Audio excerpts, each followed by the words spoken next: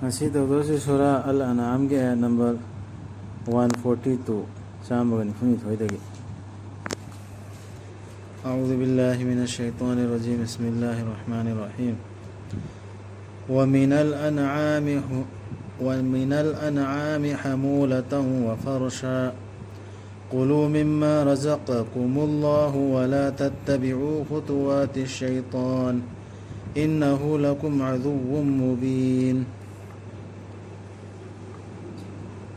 Yumsa kharana polum punabani aduga kharana chanabani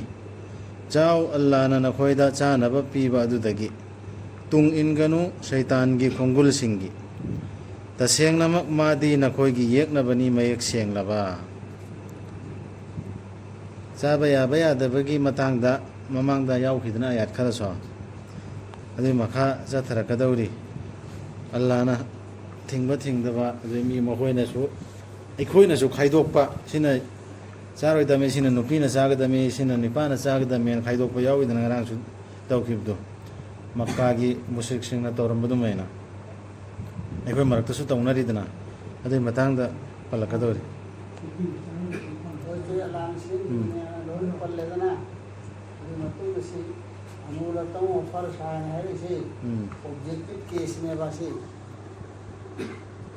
हमूला session तो है फर्श सेशन तो है चान सासिंग मनुंग है आइने सेशन तो इसी है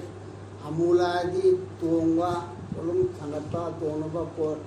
सासि से में गधा सगोल हमले ना और फर्शा दुगा फर्शा दी करी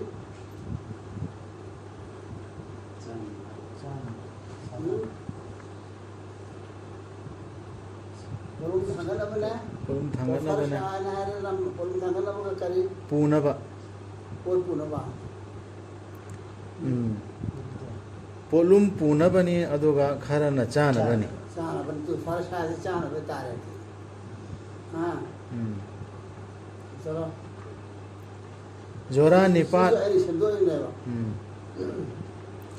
Jora Nepal yaugi ani laba amom amasung hamengi ani laba amom hayo laba ani dura Allah na thinglibadu natraga amom ani dura natraga amom ani dugi garbada yauriba adura aingonda khanghallo gyan da yumpham oiraga na khoina oirabadi achumba ngangbasing duna adana charga bi adun pini sa chawi aro adu to ina haidu karamuna hairo ba Allah se do hisi khatte si manu da kari no chawi adu labara amom kari aduga utki ani laba amom amasung sangi ani laba amom hayo laba ani dura Allah na thinglibadu natraga amom ani dura natraga amom ani dugi garbada yauribadura natraga na khoina namit na saki sing oi hobra Allah na nakhoida masi sinnaba matamda adu oirabadi kanana amuk hena chumdaba oiribagi Allah gi mayokta oidaba semjin sajilliba adudagi mi bulan na lamjing na ba gyan yaudana da sengamak Allah di lamjing bidabani aranba tawba mi singbu sise yam khan thabe aba ya ne khoi da su yam thingnari dana matamdra makka gi makhoi sin dormududi garba manung da yauraga hingna tarakpaduna nupi jabe ade sina tar agana nipa su nupi su saruk jaminara jabe are na hai kiptu ngara admai thingki adre mohoina to pakharna sina ikhoi gi lai gi ni polum puhan ba yadre sigi labasi mathakta adre siksina lai gi ni ka thokhrami monda si na bya adre ka tawidna adugi mohin sia mi meam do Allah na mokhoi da sinna ra ko saki puthu kana na hera kono adu mene khoi sirasu meam thingdro bot macha da ke sulai tadda ki cha heide ki taw heide sina ni pana cha phatte sina nupi na cha phatte adre sina angang ta na jaga da mi sina ahan ta na jaga da mi angang jarunu ana adum potul yamna ila indi launa yeba lawdu yamna lujilakana ba kona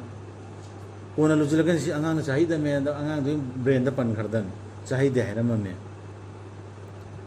adum posing du kai sulai ta boin de khannari ba du kayumba Allah na thingda ba pot ai khoina hata hygiene ba di dharma da changjil imna tra dharma da changjil adi yamna adu oida ba thab om tarakador adun lamjing bide ba dum aran ba mi sing ꯑꯆꯨꯝꯕ ꯂꯝꯕꯤꯗ ꯂꯝꯖꯤꯡꯕꯤꯔꯔꯣꯏ ꯍꯥꯏꯌꯨ ꯑꯩꯗꯤ ꯊꯦꯡꯅꯗꯦ ꯑꯩꯉꯣꯟꯗ ꯈꯪꯍꯜꯂꯛꯂꯤꯕꯁꯤꯗ ꯑꯗꯨꯃꯥꯏꯅ ꯍꯥꯏꯕ ꯌꯥꯎꯔꯗꯤ ꯑꯜꯂꯥꯍꯅ ꯍꯥꯏꯔꯛꯏꯕ ꯍꯔꯥꯝꯅꯦ ꯍꯂꯥꯜꯅꯦꯅ ꯑꯩꯈꯣꯏꯗ ꯀꯨꯔꯥꯟꯗ ꯍꯥꯏꯔꯛꯏꯗꯨꯔ ꯑꯩꯗꯤ ꯎꯗꯤ ꯊꯦꯡꯅꯗꯦꯅ ꯍꯥꯏꯌꯣꯅ ꯔꯁꯨꯜꯗ ꯍꯥꯏꯍꯜꯂꯤꯕ ꯃꯇꯝꯗꯨꯗ ꯑꯩꯈꯣꯏꯁꯨ ꯍꯧꯖꯤꯛ ꯍꯥꯏꯕ ꯇꯥꯔꯦ ꯅꯈꯣꯏꯅ ꯍꯧꯖꯤꯛ ꯌꯥꯏꯒ ꯌꯥꯗꯦꯒ ꯇꯧꯔꯤꯁꯤ ꯑꯜꯂꯥꯍꯅ ꯍꯥꯏꯔꯛꯄꯗꯤ ꯊꯦꯡꯅꯗꯦ ꯑꯗꯨ ꯀꯗꯥꯏꯗ ꯀꯃꯥꯏꯅ ꯇꯧꯕꯅꯣ ꯍꯥꯏꯕꯗꯨ ꯍꯪꯕ ꯇꯥꯕꯅꯤ ꯑꯩꯗꯤ ꯊꯦꯡꯅꯗꯦ ꯑꯩꯉꯣꯟꯗ ꯈꯪꯍꯜꯂꯛꯂꯤꯕꯁꯤꯗ ꯑꯊꯤꯡꯕ ꯑꯃꯠꯇ ꯀꯅꯥꯒꯨꯝꯕ ꯑꯃꯅ ꯃꯗꯨꯕꯨ ꯆꯥꯖꯕꯗ ꯑꯁꯤꯕ ꯁꯥ ꯅꯠꯇ꯭ꯔꯒ ꯀꯥꯝꯊꯣꯔꯛꯄ ꯏ ꯅꯠꯇ꯭ꯔꯒ ꯑꯣꯛꯀꯤ ꯁꯥꯗꯣꯡ ꯅꯠꯇꯅ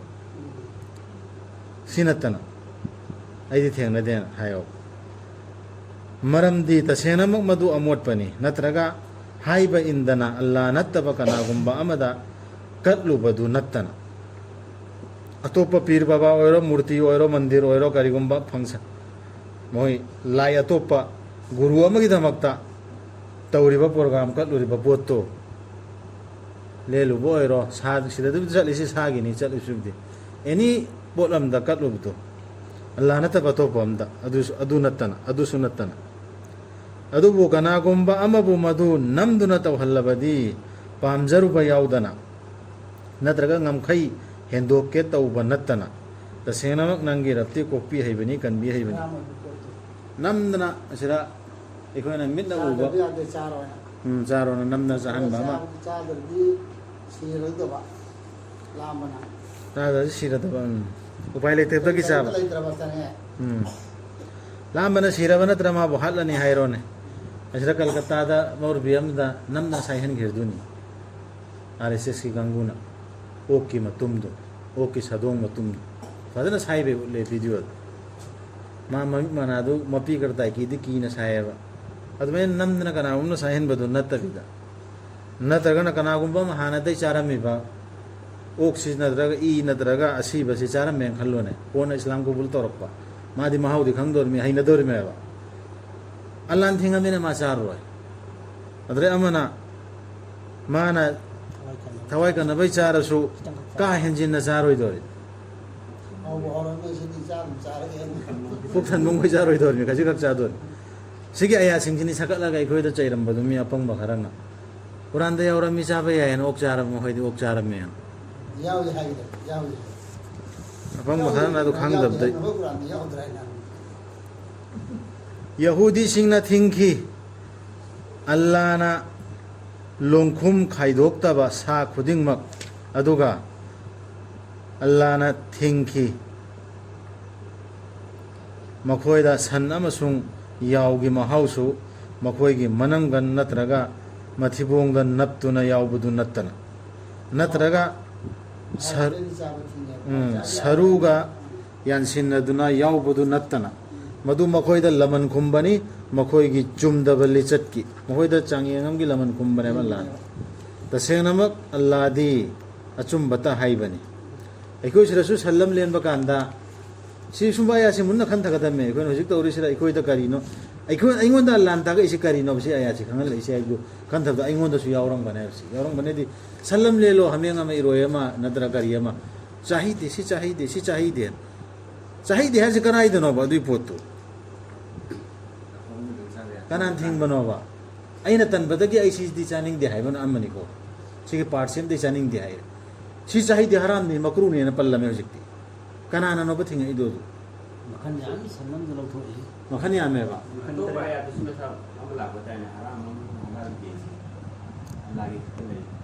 ꯂꯥꯛꯑꯦ ꯃꯌꯥꯝ ꯌꯥꯎꯔꯤ ꯑꯗꯨ ꯈꯟꯊꯒꯗꯕꯅꯤ ꯏꯁꯥ ꯏꯁꯥꯒꯤ ꯑꯦꯟꯇ ꯂꯦꯜꯂꯁꯨ ꯏꯃꯩꯃ ꯑꯁꯤ ꯊꯤꯟꯗꯣꯛꯍꯧꯗ꯭ꯔꯕ ꯑꯣ ꯑꯩ ꯆꯥꯔꯣꯏ ꯄꯨꯟꯅ ꯑꯦꯟꯁꯥꯡ ꯑꯁꯤ ꯃꯥꯡꯉꯦꯅ ꯈꯟꯅꯩ ꯈꯟꯅꯗ꯭ꯔꯣ ꯌꯦꯟꯒꯤ ꯃꯈꯣꯡꯒꯤ ꯃꯔꯛꯀꯤꯗꯣ ꯃꯀꯨ ꯈꯔ ꯄꯥꯟꯗꯁꯨ ꯀꯣꯊꯣꯛꯏꯗꯨꯅꯤ ꯍꯩꯅꯗꯦ ꯃꯗꯨ ꯍꯥꯟꯅꯗꯒꯤ ꯑꯩꯈꯣꯏꯒꯤ ꯏꯄꯥ ꯏꯄꯨꯗꯒꯤ ꯆꯥꯅꯔꯛꯇꯦ ꯃꯁꯤ ꯑꯩꯈꯣꯏ ꯂꯝꯁꯤꯗ ꯍꯩꯅꯗꯦ ꯑꯗꯨꯅ ꯑꯗꯨꯒꯤꯅꯤ ꯍꯥꯏꯕꯗꯤ ꯑꯗꯨꯁꯨ ꯑꯗꯣꯝꯗ ꯍꯥꯏꯔꯁꯨ ꯀꯣꯟꯅ ꯖꯦꯅꯦꯔꯦꯁꯟ ꯑꯇꯣꯞꯄ ꯃꯈꯥ ꯇꯥꯔꯛꯄꯗ ꯍꯔꯥꯝ ꯑꯣꯏꯈ꯭ꯔꯅꯤ ꯑꯗꯨꯒꯤ ꯄꯣꯠꯇꯨ ꯑꯋꯣꯏꯕ ꯑꯣꯏꯅ ꯗꯤꯟꯗ ꯄꯨꯁꯤꯜꯂꯛꯑꯅꯤ ꯑꯗꯨꯅ ꯑꯜꯂꯥꯍꯅ ꯊꯤꯡꯗꯕ ꯄꯣꯠꯇꯨꯗꯤ ꯑꯩꯈꯣꯏ ꯐꯣꯡꯅ ꯉꯥꯡꯒꯗꯕꯅꯦꯕ ꯑꯩꯈꯣꯏꯅ ꯁꯥꯖꯤꯜꯂꯣꯏꯗꯕꯅꯦꯕ ꯑꯜꯂꯥꯍꯗꯤ ꯑꯆꯨꯝꯕꯇ ꯍꯥꯏꯌꯦꯕ ꯑꯗꯨꯅ ꯑꯩꯈꯣꯏꯁꯨ ꯑꯆꯨꯝꯕꯇ ꯍꯥꯏꯒꯗꯕꯅꯤ ꯑꯜꯂꯥꯍꯅ ꯑꯆꯨꯝꯕ ꯍꯥꯏꯅꯕꯅꯦ ꯇꯝꯕꯤꯔꯛꯏꯁꯤ mi kiroi da mi makru ni to kru ni halde karai da ha uno ka mai to uno ka mai makru oi in modu hangadam ne fazaba mong da khana da bida makoina nangbu yadrabadi sabe matung da ni sila isi yadrabadi ana makoina nangbu yadrabadi hayu nakoi gi rapti pak chawraba minungsi gi mapuni adubu kaidau nung da su thaidok pa yaroi magi dandi du maran leiba mi sing dagi जी नाम लाते दिन मार रामची बजी ने को इवे PB भगवान है बा charge तो पीबी वाने मतम भी हो दिए ना अभी ये होती है आजाब लाते जो अल्लाह से न को ए आजाब तो लारो है न खल्लू न को दंदी अंगरो है न खल्लू न सुनिया किसी मनुष्य आते वला युरदु बासुवानिल कौमिल मुजरिमीन तो मैंने जुर्म तौबा मरा लेके मी सिंदो मादुगी द लाखद बा दंदी दो अदु दंदी दो दसादो अदु सोइदर Lakhna sigi singsi sum singsi khan darup kan da di ekhoi gom mor bidu tu ta ya ba saja si chaw do ri pergi na da mor bina ne fatwa piri si ekhoi natro ha si yai ge chahi de hai ri si chant le la su le lai ga le lai de ga maung khai du isi la na bi ham ahla la ni ya re khalu li am te ba ya islo so pe si au ni bi ya ai na kaya kholle ham no ai pare na adunadi Allah na yaba mi oire ai siena ma am la to kontra masana khanba adu khalo jamne ba adu du ya ma Allah na yare haiba ki khudam Allah na oire de ba ayar de su lair halitu maun khudam lai na kholisu ina kholisu par khale no khagi ne hai gani shirk tawba singna Allah na asumna ningbiram labadi shirk tawram loida bani aikhoina natraga aikoi gi ipa ipu singna Allah na shirka to na tam khami na dur tawri ni ko ji to se an haya ba hai natraga Allah na pir pude tra ina kholisi Allah na pir Allah yar ne hay do dum ne dum bani natraga thinglam loida bani aikhoina gari gumba pot amatasu Allah na yaram dardi Allah na aikhoida aikoi gi laibak ser sila am dardi haram ne halal ne aikoi thinguri se sisu thingmoida me Allah hukum ne harimi adumna yakidabani makoi gi mangda leiramba singduna su makoi na mahau du hek tangdri fau Allah gi dandi gi hana gi kom singduna su dumaina ne yakidab hayu nakoi gi nanakta gyan ama laibra madu aikoi da puthokpa ngamgadaba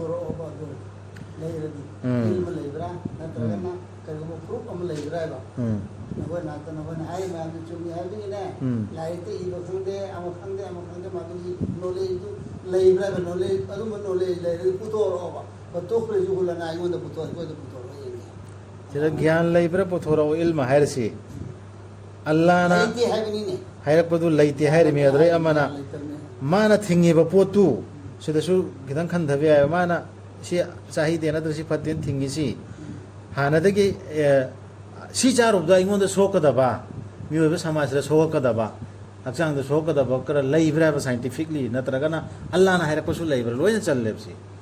ilmu knowledge ai te aur ga lai pu to dari puthoro adre si charub da sokada ba organ adu gi dalil du puthoro nakhoi kari amata gi tungin banatte bhapna sagat banatana aduga nakhoi kari amata tau banatte bhapna sajin banatana fikshine tawri se koi surjit to dawdana chathari si bhapna sagat laga aish mana hai khardi loire yare fi fatte tawroi dami hai ri udro ana ai ba se udi engine da ba yang bante ai khadi lo re hai khardi loire hayu Allah gini a yauba wayetti Allah na Quran da ekdam na mana asumna ningbiram labadi lamjing biram gadabani mana na khoi bu pula punna nabi dene bahar si na tabbi to ni dene ko ndi ai ko no ndi ai Allah na to ge di lor ma de da da musulman lor ndi ai adu to de ba in to di maram di ka ngam ni ho ai e ka na ante hayo puthoraku na khoi gi sakhi sing makoina sakhi oiba ngamgadaba Allah na masibu thingbani haina thidra se chabai da makta ni cha thrai chi ko chabai ram ro halal haram oi le po sing do makru kai ki oi le po sing do kai gumba na khoi oira de sakhi pu thoro ba ngamgadaba oira de masibu Allah na thingbani na makoina sakhi oira ba su nang di oi gana nang dia ru ya Quran pairiba nangdi yaurano Mỗi ô tập đi cái tôi cái là khi trồng đồ bây giờ trồng đồ luôn con nangdi yaurano Rasulullah hairmi adumna makhoiga loinana makhoiga loina nangdi yaurano tung illoganu adugumba mi singdugi apamba singdugi makhoiduna yadriba aikhoigi aya singbo aduga adugumba mi sing makhoiduna thajadriba akhirat pu amadi makhoina atoppabu makhoigi rab ka man halliba rab ka man hallim natro order ta uthari mi singdu order haibi illamina hujiki haram ge halal gi yaiga yadega sahidega tawriba order ta uthriba leader mi do man hai khadi loiren ilindu rab ka man hallam ya thì yêu được không mà hay là đi du shirk cái tàu này aduni sira mamangda mushrik singna hai gani shirk tawba singna hai khriba sing sik sibu shirk tawba sing sibu ikoi manung dara leir sina tara karai dano isa khan thagada yêu shirk cô na hay और सब माने hayo lao ai thi thage nakhoida kari kari thingbage haibadu nakhoi gi rapna si Allah na hel ami ko si aya si loina hanganu maga kari gumba pot amatta ahan da thingi si si loina hanganu maga kari gumba pot amatta mana mapu oibada afaba tau napana mada siam leire ko hat kanu nacha sing laira batan gani khanduna ani sure aikhoina hunbi gani chinja nakhoi gisu makhoi gisu naksillu ganu akamba lichatta madugi afong badusu amadi arun badusu family planning si yore ya ngang lai taman da bai su oirani sina hat patau ganu thawai amatabu madubu allana thingbi khraba aina piba hat natana aina piba di hat pa yabai yaw khredna to pa yata adunatana masini allana nakoida sinariba nakoina khanthajana sigi aya sing si munna khantagada ba yani aham dai girsi mapu oibada maga kana umna man han yadre order in basi ningthawam gi lo ama se me ningthawam na lo aina ma adugi lo do da ekoin atopa yanjin be yaga to bamna su hai be yaga dra anam ho ya phonde adu ma yadre adre amana second the bir si napana ma da phabato ibai ma si maidei oigera haw oigera muslim oigera mahoina kari ihsan taw hai por muni si ihsan hai se lu tàu hay duni luna taw phajana taw hai si ge artha se phajana taw ba luna taw ba ka sira halli si artha yamna luya ba si ehsan har se husna se apa baham terasan nahi bi artha se ehsan adi pan ba thabak khudi ma se phajana lu tàu ya wai what many me and has adu mapa napana ma da taw thabak phajana taw hai bi artha kari napana ma da taw da ba hak mari be hak mai to lo chalayo ne da phokada adu tanadana sini aina haningi sida ihsan hai se napana ma sina kari gumbam soire e soirak pa du su afabana pa kum pi bu adu du ne ba artha chele se adi Allah ke against na taba dawana sharitan taw ni yani tawruno ba afabana pa kum pi raga phajana samjai na ba hona ga da ba la ama man la thokor su nangon da ge di phanaba positive oiba pa kum si to ga da la la baganda sai wa ga na the ba positive oiba pa kum si to ga da la la fa du su ma wa da baza abar taw do ba ta wa ga kana lai si su ma bi dunya da kan ba 시그레는 칼로네 이빠이 마시 시그레 마시 무시rik 오이베 타복스 떠람메 알라게 로 폴로 에람도수 맴 야오그레 아두이 마퉁도수 도아타 오베야에라 이빠이 마기디 rabbiirhamhuma kama rabbayani saghira ma magfirata ubiyo haybanatab Allah da hay zabiya ay bubi ngaida Allah nang na ibachan birapado adu maina ma busu chan biyo do hato biya oy de khang bante Allah da duat si khar matung do ay bubi ngaida mana chan biram bodo du maina ma busu chan biyo na dum to biya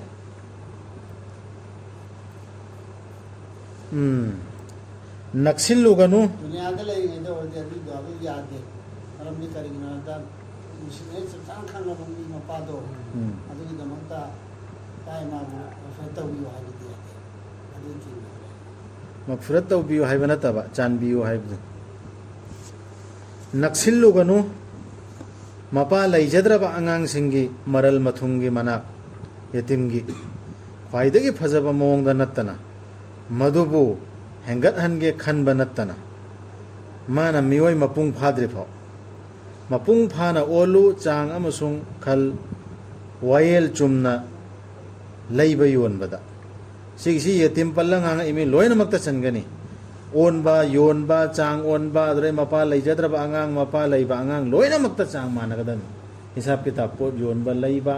ꯃꯥꯜ ꯌꯦꯟꯅꯕ ꯑꯃ ꯑꯃ ꯁꯤ ꯑꯩꯒꯤ ꯈꯟꯊꯕꯗ ꯌꯧꯕꯗꯨꯅꯤꯀꯣ ꯅꯁꯥ ꯅꯁꯥꯏ ꯈꯟꯊꯧ ꯈꯜ ꯌꯦꯟꯕ ꯅꯛꯁꯤꯜꯂꯨꯒꯅꯨ ꯃꯄꯥ ꯂꯩꯖꯗ꯭ꯔꯕ ꯑꯉꯥꯡꯁꯤꯡꯒꯤ ꯃꯔꯜ ꯃꯊꯨꯝꯒꯤ ꯃꯅꯥꯛ ꯈ꯭ꯋꯥꯏꯗꯒꯤ ꯐꯖꯕ ꯃꯑꯣꯡꯗ ꯅꯠꯇꯅ ꯃꯗꯨꯕꯨ ꯍꯦꯟꯒꯠꯍꯟꯒꯦ ꯈꯟꯕ ꯅꯠꯇꯅ ꯃꯥꯅ ꯃꯤꯑꯣꯏ ꯃꯄꯨꯡ ꯐꯥꯗ꯭ꯔꯤꯐꯥꯎ ꯃꯄꯨꯡ ꯐꯥꯅ ꯑꯣꯜꯂꯨ ꯆꯥꯡ ꯑꯃꯁꯨꯡ ꯈꯜ ꯋꯥꯌꯦꯜ ꯆꯨꯝꯅ ꯂꯩꯕ ꯌꯣꯟꯕꯗ ꯊꯥꯡꯒꯠꯇꯦ ꯑꯩꯈꯣꯏꯅ ꯄꯣꯠꯂꯨꯝ ꯊꯋꯥꯏ ꯑꯃꯠꯇꯗ ꯃꯥꯅ ꯄꯨꯕ ꯉꯝꯖꯕ ꯅꯠꯇꯅ ꯑꯗꯨꯒ ꯅꯈꯣꯏꯅ ꯋꯥ ꯍꯥꯏꯕꯗ ꯁꯥꯈꯤ ꯄꯤꯕꯗ ꯍꯥꯏꯌꯨ ꯑꯆꯨꯝꯕ ꯈꯛꯇ ꯅꯛꯅꯕ ꯃꯔꯤ ꯃꯇꯥꯒꯤ ꯃꯇꯥꯡ ꯑꯣꯏꯔꯕꯁꯨ ꯁꯤꯒꯤꯁꯤ ꯂꯣꯏꯅ ꯏꯃꯨꯡꯗ ꯐꯣꯂꯣ ꯇꯧꯒꯗꯕꯅꯤ ꯑꯍꯥꯟꯕꯗ ꯃꯔꯤ ꯃꯇꯥ ꯑꯣꯏꯔꯣ ꯏꯆꯤꯟ ꯏꯅꯥꯎ ꯑꯣꯏꯔꯣ ꯏꯄꯥ ꯏꯃꯥ ꯑꯣꯏꯔꯣ ꯑꯗꯨꯏꯁꯨ ꯑꯆꯨꯝꯕꯇ ꯍꯥꯏꯒꯗꯕ ꯑꯗꯨꯒ ꯑꯜꯂꯥꯗ ꯇꯧꯈꯤꯕ ꯋꯥꯁꯛ ꯄꯥꯡꯊꯣꯛꯎ ꯃꯄꯨꯡ ꯐꯥꯅ ꯃꯁꯤꯅꯤ ꯃꯥꯅ ꯁꯤꯟꯅꯔꯤꯕꯗꯨ ꯅꯈꯣꯏꯅ ꯈꯟꯊꯖꯅꯕ ꯃꯁꯤꯅꯤ ꯑꯩꯒꯤ ꯂꯝꯕꯤꯗꯨ ꯁꯤ ꯔꯁꯨꯜꯗ ꯍꯥꯏꯌꯣꯅ ꯍꯥꯏꯅꯈꯤꯕ ꯅꯠꯇ꯭ꯔꯣ ꯑꯌꯥꯁꯤꯡꯁꯤ ꯑꯜꯂꯥꯍꯅ ꯀꯔꯤ ꯀꯔꯤ ꯊꯤꯡꯕꯅꯣ ꯀꯔꯤ ꯀꯔꯤ ꯊꯤꯡꯗꯕꯅꯣ ꯍꯥꯏꯕꯗꯨ ꯃꯁꯤꯅꯤ ꯑꯩꯒꯤ ꯂꯝꯕꯤꯗꯨ ꯆꯨꯝꯗ꯭ꯔꯤꯡ ꯆꯨꯝꯂꯕ ꯑꯗꯨꯅ ꯃꯁꯤꯒꯤ ꯇꯨꯡ ꯏꯜꯂꯨ ꯁꯤ ꯍꯥꯏꯈ꯭ꯔꯤꯕꯁꯤꯡꯁꯤ ꯑꯇꯣꯞꯄ ꯂꯝꯕꯤꯁꯤꯡꯒꯤ ꯇꯨꯡ ꯏꯜꯂꯨꯒꯅꯨ ꯑꯇꯣꯞꯄ ꯂꯝꯕꯤ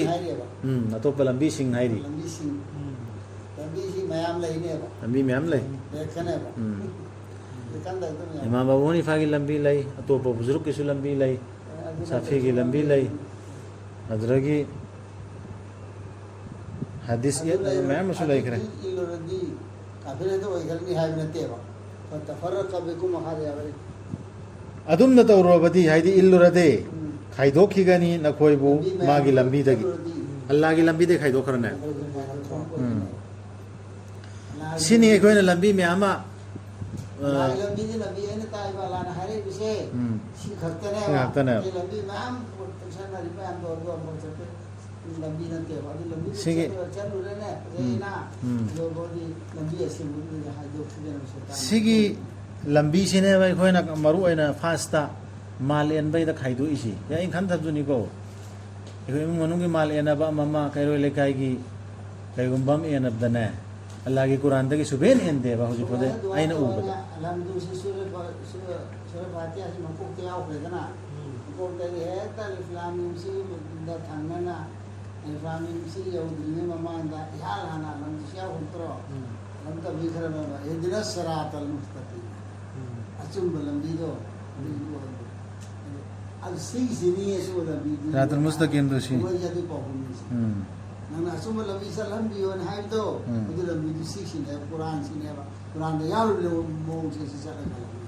ꯀꯨꯔꯥꯟꯒꯤ ꯃꯇꯨꯡ ꯏꯟꯅ ꯀꯩꯒꯨꯝꯕ ꯑꯃ ꯇꯧꯔꯨꯗ꯭ꯔꯕ ꯋꯥꯌꯦꯜ ꯕꯤꯆꯥꯔ ꯍꯧꯖꯤꯛꯀꯤ ꯂꯩꯕ ꯌꯣꯟꯕ ꯑꯃ ꯃꯁꯤ ꯂꯣꯏꯅꯃꯛ ꯑꯗꯨꯑꯣꯏꯗꯤ ꯂꯝꯕꯤ ꯑꯇꯣꯞꯄ ꯄꯥꯏꯔꯨꯔꯗꯤ ꯑꯩꯈꯣꯏꯁꯤ ꯈꯥꯏꯗꯣꯛꯈ꯭ꯔꯅꯤ ꯃꯥꯡꯗꯣꯔꯤ ꯃꯁꯤꯅꯤ ꯑꯜꯂꯥꯍꯅ ꯁꯤꯟꯅꯔꯤꯕꯗꯨ ꯅꯈꯣꯏꯅ ꯆꯨꯝꯅ ꯆꯠꯆꯕꯁꯤꯡ ꯑꯣꯏꯖꯅꯕ ꯆꯨꯝꯅ ꯆꯠꯀꯦꯗꯤ ꯁꯤ ꯑꯣꯏꯒꯗꯕ ꯁꯨꯝꯕꯁꯤꯡ ꯊꯤꯡꯉꯤꯕ ꯌꯥꯔꯦ ꯁꯗꯀꯜꯂꯥꯍꯨ ꯑꯜ-ꯑꯖꯤꯝ ꯍꯥꯏꯔꯤꯕꯁꯤ ꯈꯛꯇꯅꯦꯕ ꯑꯇꯩ ꯅꯈꯣꯏꯅ ꯍꯥꯏꯖꯤꯜ ꯃꯌꯥꯝꯗꯣ